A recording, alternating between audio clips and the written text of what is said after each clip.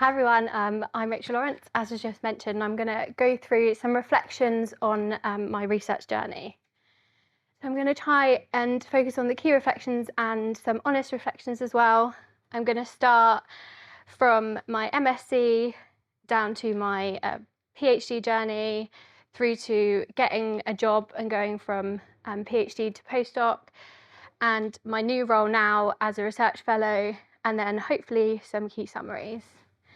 So I just wanted to say that it's really good to be here today to give this talk. And when I had the email invitation, I had a few reflections of it. Definitely just feels like I've started my research journey, and I didn't know whether I'd have enough reflections to talk about. But when I started thinking about it in more detail, I realised that I do, and I'm not really somebody who doesn't have a lot to say most of the time. But I also very much felt like I'd come full circle in terms of the last few research weeks I've been at. I've been here as a PhD student, so definitely feels like a full circle moment for me to be here today. So when people ask where my research journey began, it kind of go back to my MSc. So I did my master's in clinical psychology from 2019 to 20. So I was technically at the University of Southampton, but I did most of it from home as COVID hit. And my master's was kind of split, so I had 50% of it was looking at more clinical skills, and then 50% of it was looking more at the research side of things. And going into it, I thought I'd enjoy the clinical a lot more than I did, and I definitely was more drawn to the research side of things. So that's when I started to rethink where I might want to go after my master's. So I then had the possibly crazy thought of doing 3 degrees, but I also looked at some research assistant positions as well. I had a research assistant interview before I applied for PhDs and came second, and then was looking at all opportunities that were available. When I was looking at PhD applications, there was quite a lot to consider. So am I interested in the topic? Do I think I can study it for 3 long years? Does it link to my previous experience, but also enable some kind of development in some way so that I can grow throughout that 3-year period? Is it funded? Is often spoken about a lot and is quite a big one. I wasn't in the position to fund myself through a PhD, so I was very much looking at the fully funded studentships. And where would it be located? So I live about 25 minutes from Surrey, so when it came up here as well, that was just seemed to all line up. And I was lucky enough to be successful with my PhD interview here. So I did my PhD from January 2021 to January 2024 at the University of Surrey. I was supervised by Dr. Kimberly Smith, Hannah Frith, and Dr. Sarah Hotham as well. And I looked at social prescribing and community-based support for older adults during and following COVID-19. I was funded by the NIHR and here at ARC KSS, and I was sat within the primary and community health services theme. And I also had 2 project partners who were community services in Kent and Surrey. So my PhD was a very collaborative process. In terms of my key reflections at this point, I'm going to talk about some general ones and then maybe some more practical ones for anyone who's still in the process. So support networks was a massive part of my PhD. I had amazing relationships with my supervisors, and I had a very special friendship group, which is still very close to me now, and we see each other really regularly. And I definitely couldn't have got through my PhD without all of those relationships around me. Anytime I had a query, even if it was small, a little worry, I would talk to my supervisors and talk to my friends about it, and that definitely got me to the end. I tried to explore as many opportunities that were available to me at the time to develop as a researcher. A lot of that came through the ARC KSS. There were lots of events and lots of competitions that I entered. Aisha and I even went on a retreat for 2 days about how to write a funding grant and things like that. So just, trying to embrace any opportunities was definitely another key reflection for me. And being involved in the wider department, this can be useful in terms of developing, but also give you something else to focus on alongside your PhD. So I did a lot of teaching, tutoring, and also was a postgraduate representative for a year as well. In terms of some practical reflections, I did lots of reading and try to write as much as I can as I go. And I try to talk, as I just mentioned, as much. If I ever run into any issue, I try and talk to as many people around me as I could. And yeah, take on what opportunities you can, what you enjoy, but also kind of highlighting where any gaps might be that you think in your CV where these opportunities can really boost them. A big one for me is that I found the last few months of my PhD really, really difficult. And it's what people tell you, definitely, when you're coming into it, that last few months is going to be the longest and hardest bit, but it definitely hit me a lot harder than I thought it was going to. So I had stopped teaching, and the other kind of things that I was doing had slowed down because I was in that last phase. And so I found myself quite isolated and really struggled during that time. So although it's quite hard in that last bit, I would definitely recommend connecting to people as much as possible. Kim had to listen to me stress over the phone multiple times during that last time, but it is definitely worth it. So moving on to why. So my Viva was actually a really, really positive experience. I know there's a lot of horror stories, but I actually really, really enjoyed it. On the day, in the morning, I felt horrible. I was absolutely terrified, and nothing would calm me down. But actually, I really relaxed into it. So after like the first 1 to 2 questions, I completely relaxed, and it felt like I was just having a normal conversation. And when I spoke to Jane, one of my examiners, after, she was like, that's exactly why we do those first couple of questions, because you come in so unbelievably nervous and they just help you to really relax. It's always hard going into it. I was like, oh my God, I'm going to get in there and I'm going to forget everything. But that really didn't happen. I had a printed out version of my thesis and I didn't look at it once. So just that reassurance that you definitely do know what you're talking about. And yeah, tried to approach it like a conversation to my work. I know they call it a thesis defense, but I don't think defense is necessarily the best word to describe what it was like. It definitely just felt like a conversation. And a big one for me is trying to plan things afterwards so that you can celebrate. So I didn't want to jinx it, so I didn't necessarily plan lots, but I was really, really fortunate that my social network around me did plan a lot, and I really, really appreciated being able to celebrate after. So just some inspiration pictures of me with my balloons and my Prosecco.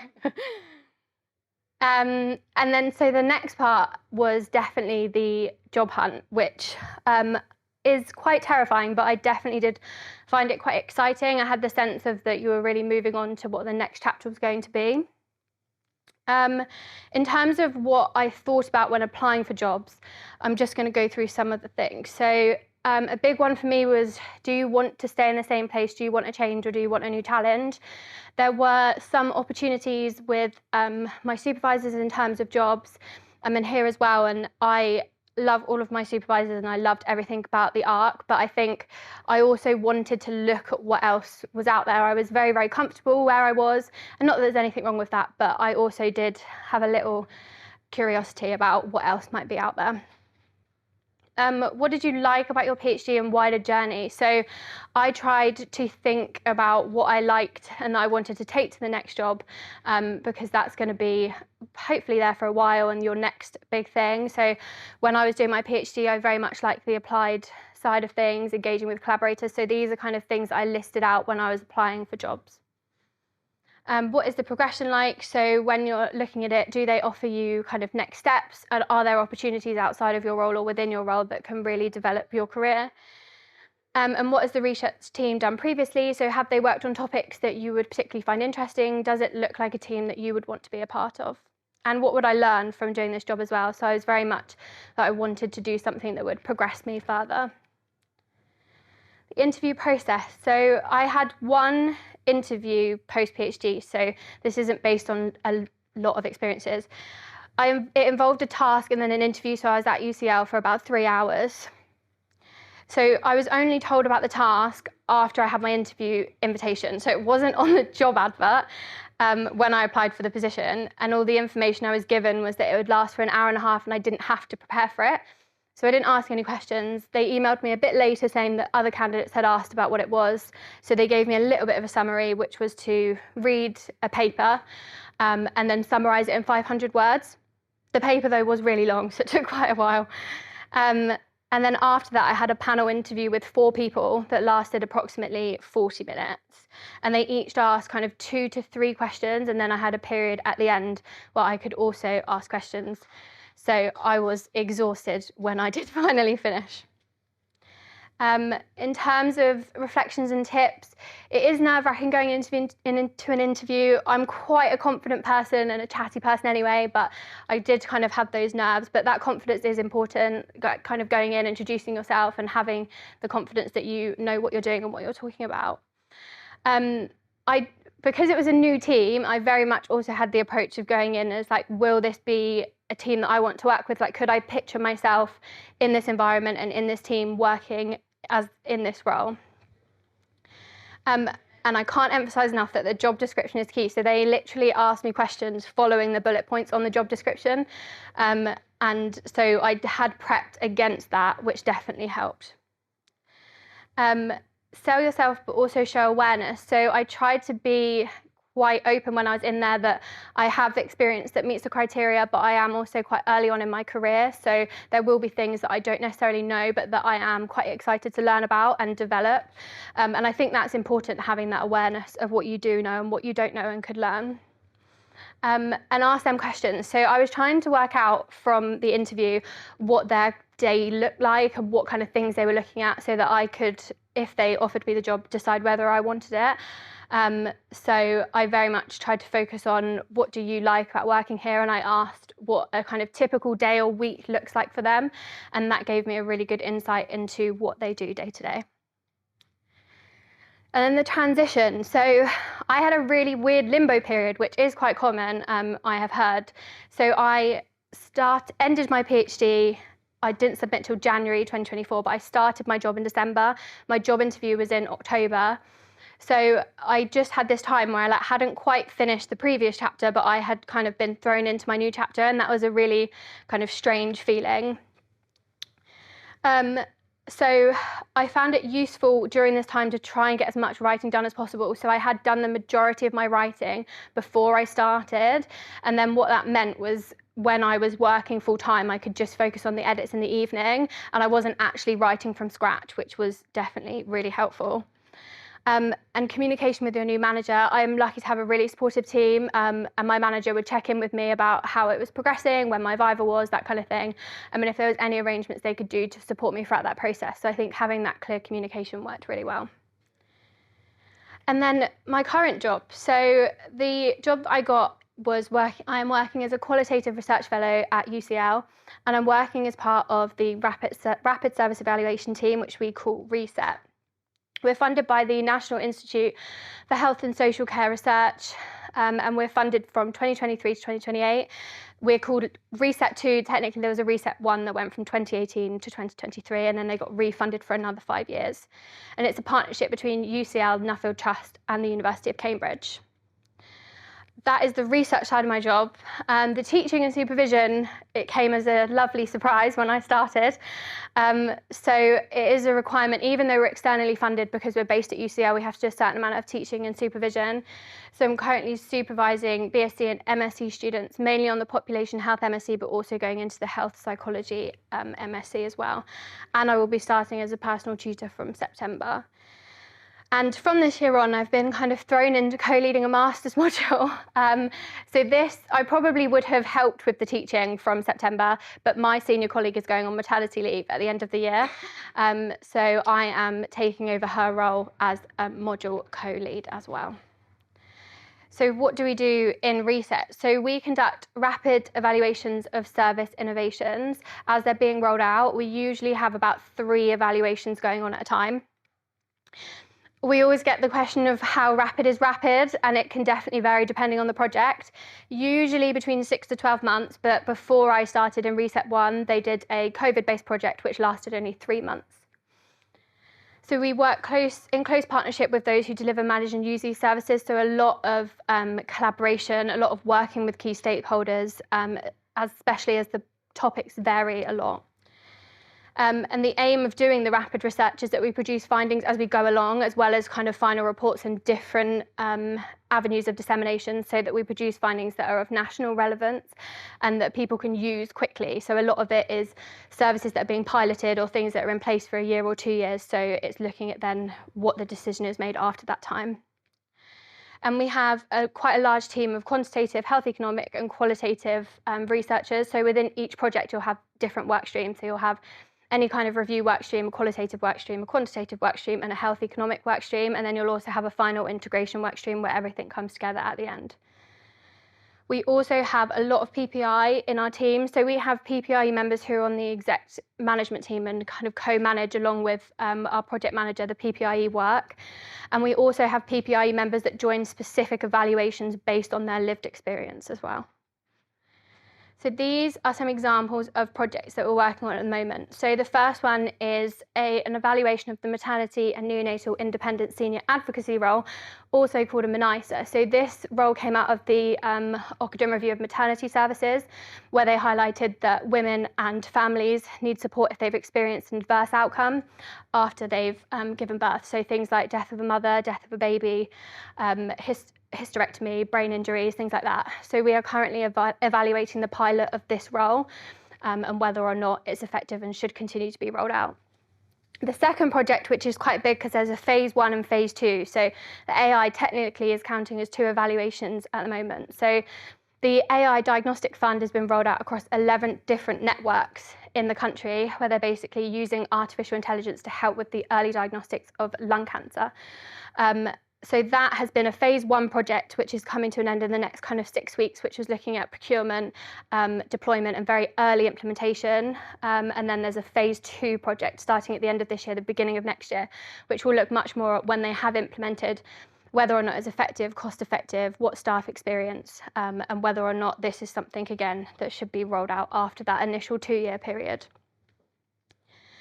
So in terms of what we do specifically, so at the moment we're working from a kind of top-down approach. So we have the topics that come to us, and as I mentioned, a lot of the time there'll be more short-term or pilot services. The next phase is having initial conversations with stakeholders and then building a team. So we're very key to emphasize that we are a team of kind of health generalist researchers who have expertise necessarily in different topics, but not one. So we will also, once we've built that initial team, have a massive kind of discovery and scoping phase where we try and read as much literature as we can. We identify who the key stakeholders and groups are within that field, and then arrange a lot of different stakeholder meetings with them to try and find out as much as we possibly can about the topic. And at that point, you can also decide to stop the evaluation if we don't think that it's appropriate for our team in terms of being able to do it rapidly. After that, we develop our protocol. So once we've had the project team, we'll have different people from the work streams, and we'll have your project leads or co-leads, and we'll draft our protocol and what we plan to do for the evaluation. That then gets sent back to NIHR for approval and also out for peer review. So during our scoping phase, we often develop an advisory group of stakeholders, and from that advisory group, we normally have 2 or 3 peer reviewers who then review the protocol alongside NIHR. We then incorporate all of the comments from both sides before we have the final protocol, and then we go for ethics and governance before going into data collection and analysis and bringing all the findings together. And then we often will then develop our dissemination plan in terms of how we want to look at doing it. So we'll have a report for the funder, and then depending on the collaborators, like if we're working with NHS England, a lot of the time we'll do a report for NHS England, and then the different outputs will come from the different work streams as well. Teaching and supervision. So we are required, it's slightly less from research staff compared to teaching staff only, but we are required to supervise 2 to 3 MSc or BSc students. And what we usually do as a team is provide topic areas that then the students can refine. So for example, one I supervised this year was focused on artificial intelligence in healthcare, and we said that we'd prefer for it to be a review, and then they picked exactly where they wanted to focus that review within the broader topic. And it usually involves meetings, 1 to 2 meetings every kind of 6 weeks, and then when they get to the end, commenting on all of the drafts. And then teaching, so the co-leading of the module at the moment, because the module doesn't run until January till April, it's been more kind of the handover phase of going to meetings and being involved in planning. And I'm teaching 2 out of the 7 sessions, which Holly used to do, who's my senior colleague going on maternity leave. And these sessions are research informed, so we tend to integrate findings and implications from the research that we're doing onto this module as well.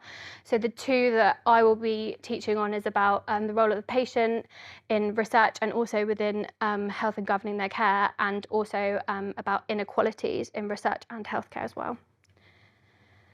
So my key reflections so far in terms of starting my job. So I've been in my job since December 2023. And because this was extremely different to my PhD, it definitely took a while to just get my head around exactly what they do, how the processes work. So it's definitely important to allow yourself that time if you're going from something that's quite different. But you definitely learn the most by doing. So they definitely didn't hesitate to give me responsibilities when I started. And that is quite daunting at the start, but actually it's definitely the best way to do it because you learn so much. I'm definitely enjoying the applied side. So I think having that we know where the findings are going and what the implications could be is definitely quite motivating. And it's nice to be able to see that what you're doing has an impact. And the collaborative way of working is also really nice. So I think sometimes in your PhD, and I had quite a collaborative PhD, it can feel like you're on your own quite a lot of the time. And I'd say that's a big difference to when you're working in the real world, is that you have a lot of collaboration, and it's a really nice way of working. And I enjoy working on different topics, and it means that no day is the same. So I'm funded 100% to be on research, but then my time is split between the different evaluations that we have. So I don't tend, although if deadlines are coming up, you're focused more on one project than the other. So at the moment, the AI deadlines for phase 1 are coming quickly, and the MONISA one's in ethical approval. So that one's slowed down slightly while the other one is increasing. But the majority of the time, you're split quite nicely between the different projects. So it gives a lot of variation to your day. And I have a very supportive team, just to highlight again the importance of having that support network. They're a really, really nice group of people and very supportive as well. So to summarise, I think my research journey as a whole has been quite structured. I've gone from my undergrad to my master's to my PhD and then into a job. So it hasn't necessarily been that different in that way. But I think there's been some kind of twists and turns throughout where I've been, is this what I want to focus on? Do I want to go down a different path? And like, what kind of projects do I want to work on? Where do I see myself after doing the different stages? And I'm definitely learning a lot and gaining a lot of different experience since I've been going from PhD to a job. So my final points are just to take the opportunity. So I had a really good gut feeling when I came out of that interview. And when they phoned me that evening, I didn't really have a doubt that I was going to accept the job. And I think it's really good to trust those gut instincts. And yeah, try and push yourself out of your comfort zone and embrace change if it comes.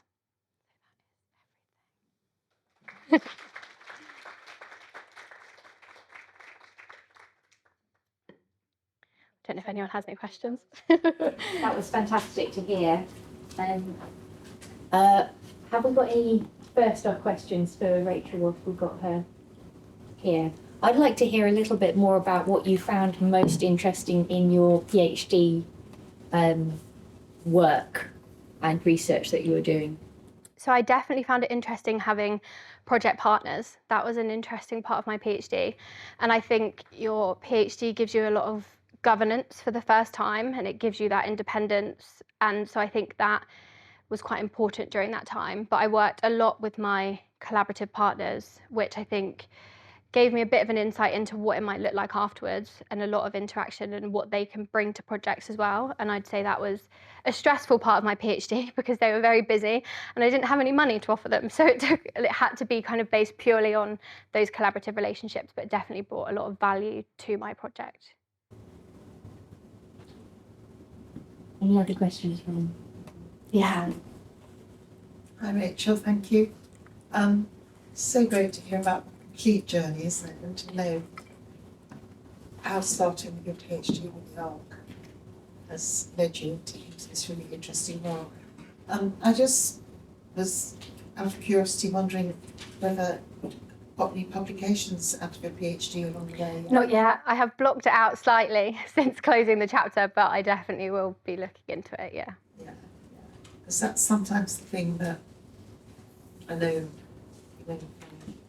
many PhD students, that sometimes, you go into the job and the publications can just feel like another thing for you. And there's definitely an overwhelming period after my Viva. Like I definitely felt, exhausted.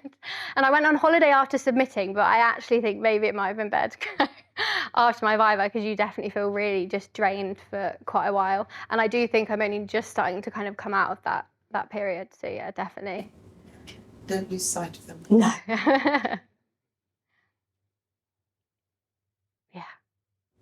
Is there anything that you think you did, I guess, like during your PhD that made you stand out a little? Because you only did one interview, right? Yeah. So, like, do you think you did anything that made you stand out a little bit more for that role? I'm not sure. I might ask my colleagues, but no, I don't know. I've been told I'm quite good at interviewing, and I don't really know why I'm good at interviewing. I think I tried to give examples during my interview. That probably helped. And yeah, just tried, I think, showing that I was interested in what they were doing and that it was different. I think having that awareness was important. Like, I was acknowledging that they did something completely different to what I've done before, but there are skills that you can bring into that. So yeah, I think, yeah. Oh, sorry. I don't know who was first. Oh, okay. Yeah. So I wanted to ask, looking back, is there anything you would have done differently? Oh, that's a good question. I don't think so. I think I was worried about applying for other jobs that were different to the potential opportunities I had that were within my comfort zone. And at the time, I did question whether, I could have stayed really quite comfortably where I was. But I think upon reflection, I do think I made the right decision to move. And I think after struggling in the last kind of few months of my PhD, I do think I really needed a change. I think I needed a break from what I was doing and to be able to close that fully and then go on to something new. So I don't think I would have changed it. But I did worry about it at the time. You have reflected that in interviews, you feel, or have been told that, you do really well at that, but you also mentioned the task base, and obviously that wasn't mentioned. And I think maybe some people in the room can empathise with that and have been in that similar position, but there are others who haven't. So given that, and given your now reflection, what would you say to others, or what were your kind of thoughts going into that test, and then coming out of that test, kind of sharing the learning from that? In the time, I actually found it really stressful because I nearly ran out of time. I think it was reassuring that they told me I couldn't prepare for it. So I tried to tell myself that it was completely out of my control until I got into that room. And at the time, I definitely wouldn't say I enjoyed it. When they asked me, I was like, oh, yeah, it's a really great idea. But in the time when you're going, I've got 10 minutes to write this thing, it's quite intimidating. But I think I just kind of had to get on with it because it had to be done. And I just tried to remember that it doesn't have to be perfect because they're putting you in that kind of pressured environment of you have to write 500 words in this period of time. So yeah, I tried to think before I went in, I tried to think it's completely out of my control. And then during it, I was, trying to think that it doesn't have to be perfect. Yeah, well done. I mean, you're an encouragement. You're a doctor now, and last year it was a different story. Mm-hmm. So I'm really excited. Now, but my question is, you submitted, you went to start a new job. Mm-hmm. Looking back, I know we have two ways of submitting. Either you submit your thesis as a monograph or as a thesis by publication. Mm-hmm. Do you think I don't know if you did yours as a monograph, if you did as a thesis by publication, do you think it would have been helpful now that you're working? Maybe you just say, okay, it's already there, I just need to push it out and get them published instead of having to sit down and see how you could make them into publicable articles. Yeah, and I think at the time my priority was to finish, so I think that's what I prioritized. I think it could be easier, it could not be. My experience is that they in review for a long time as well, so I think it's quite difficult when you have a short period of time, because by the time you've got it to the point where you've got something to write up, it probably will be in review for most of that time anyway. I do think I'll come back to it. I don't think it necessarily would have been easier. I think they probably come with challenges either way. But yeah, I think it was the right decision to prioritise finishing. Do we have any other questions for Rachel?